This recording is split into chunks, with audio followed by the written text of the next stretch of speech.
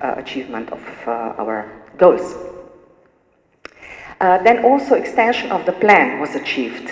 We decided somewhere in the middle of the project, we were in constant communication with our financiers, of course, and we decided to improve these numbers of achieving goals in the level of the program to extend with 4 exhibitions, A Touch of the Past. This was not only, it's in connection with the copies we had to realize, copies of original museum objects, but we decided to put them into special exhibition with our existing permanent exhibition. And also here the catalog of this part of project is here available. And then three other exhibitions, which were all based or realized on the principle of inclusion. Birth experience of Roma women was really a success because it was done in cooperation with Roma women from Slovenia, from different locations. It was developed together with them, and this final exhibition was really interesting because for the first time a really huge group of Roma people came to the museum, and we still have contacts with them, and I think it was really one of good results of the project. Then Images of Life of Death and Hard of Hearing in Ljubljana. It was an exhibition on historical photography of this topic, developed by Hard of Hearing students in Ljubljana. And then another one, Nino, Human Optimism and Look at Me and You'll See. It was a so-called personal exhibition developed by a man who uses wheelchair.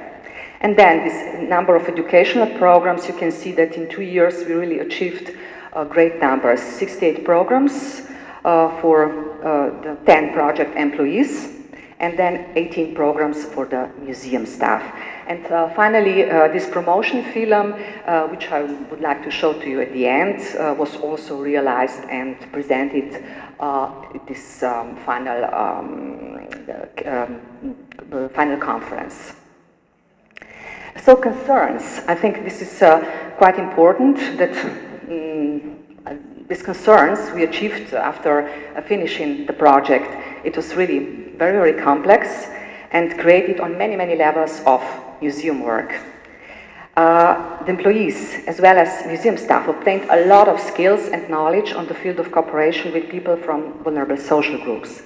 Cooperation was realized on the basis of mutual inclusion and participation of all participants. I can say that all these museums, national museums that were included, we really, I can say, breathed with this project, and there was a really huge flow of people doing, realizing this project on many, many levels.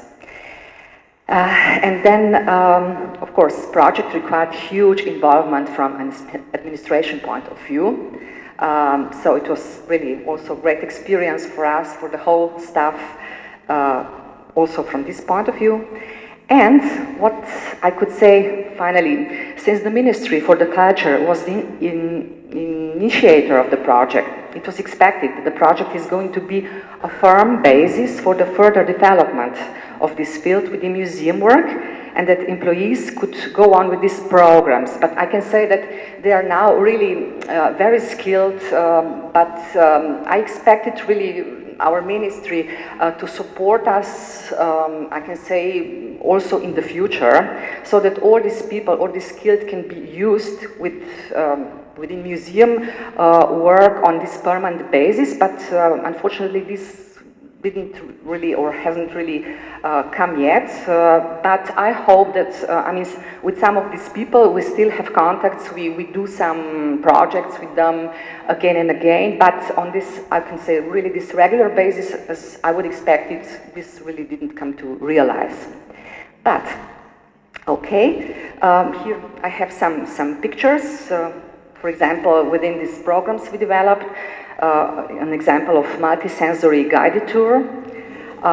Here you can see the girl who was constantly in contact with us in the wheelchair and the employees within the project.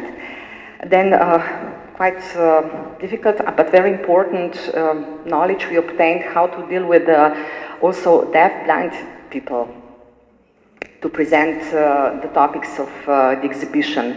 Then here you can see an example of training of the museum staff and employees in the project for working with deaf and hard of hearing.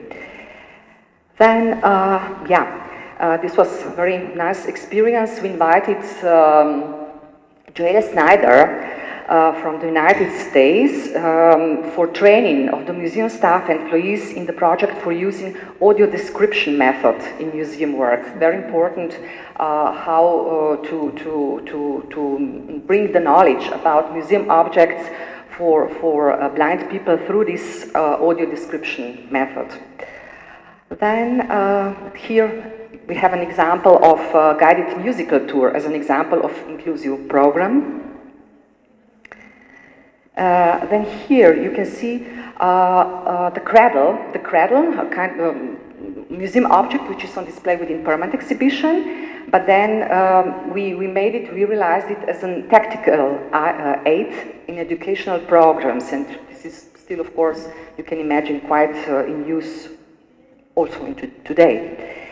And then an example or some photos for this exhibition, Birth Experience of Roma Women, I mentioned before. And yeah, thank you for the accessibility. And now I think it's the moment, I would really like, I hope it won't be too long, to show you this film. I hope I'll be able to okay.